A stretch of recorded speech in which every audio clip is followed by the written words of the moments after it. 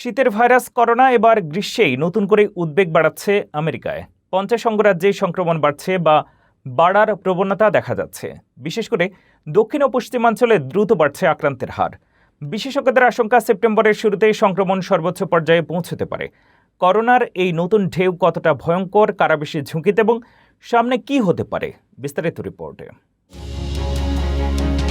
শীতের ভাইরাস হিসেবে পরিচিত করোনা এবার গ্রীষ্মেই নতুন করে উদ্বেগ তৈরি করছে যুক্তরাষ্ট্রে। বিশেষজ্ঞদের সতর্ক বার্তা, দেশটির 50টি অঙ্গরাজ্যেই করোনার সংক্রমণ বাড়ছে কিংবা বাড়ার প্রবণতা দেখা যাচ্ছে। গত এক মাসে বিশেষ করে দক্ষিণ ও পশ্চিমাঞ্চলের সংক্রমণের হার দ্রুত বেড়েছে। স্বাস্থ্য কর্মকর্তাদের নজরও এখন এই গ্রীষ্মকালীন ঢেউয়ের দিকে, কারণ 2025 সালে গ্রীষ্মে যুক্তরাষ্ট্রে করোনার সংক্রমণ শীতকালীন সময়ের তুলনায় আরও বেশি ছিল। তবে চলতি বছরের পরিস্থিতি এখনও গত বছরের তুলনায় তুলনামূলকভাবে নিয়ন্ত্রণে রয়েছে।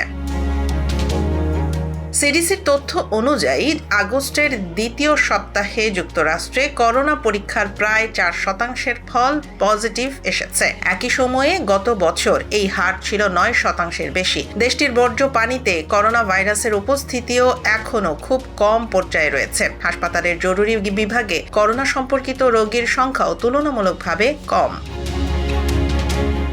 তবে বিশেষজ্ঞরা বলছেন, সংক্রমণ বাড়ার প্রবণতাকে হালকাভাবে দেখার সুযোগ নেই। 17 আগস্ট পর্যন্ত অন্তত 15টি অঙ্গরাজ্য ও অঞ্চলে সক্রিয় করোনা প্রাদুর্ভাবের তথ্য পাওয়া গেছে। তুলানে ইউনিভার্সিটির গবেষক মাইকেল হোয়ারগার্ডের আশঙ্কা, সেপ্টেম্বরের প্রথম সপ্তাহের দিকে সংক্রমণ সর্বোচ্চ পর্যায়ে পৌঁছাতে পারে।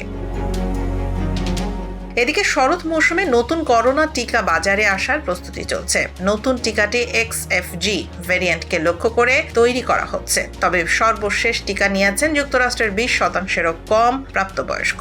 বিশেষজ্ঞরা বলছেন, বয়স্ক, গর্ভবতী, রোগ প্রতিরোধ ক্ষমতা কম থাকা ব্যক্তি এবং 5 বছরের কম বয়সী শিশুরা এখনও গুরুতর সংক্রমণের ঝুঁকিতে রয়েছেন।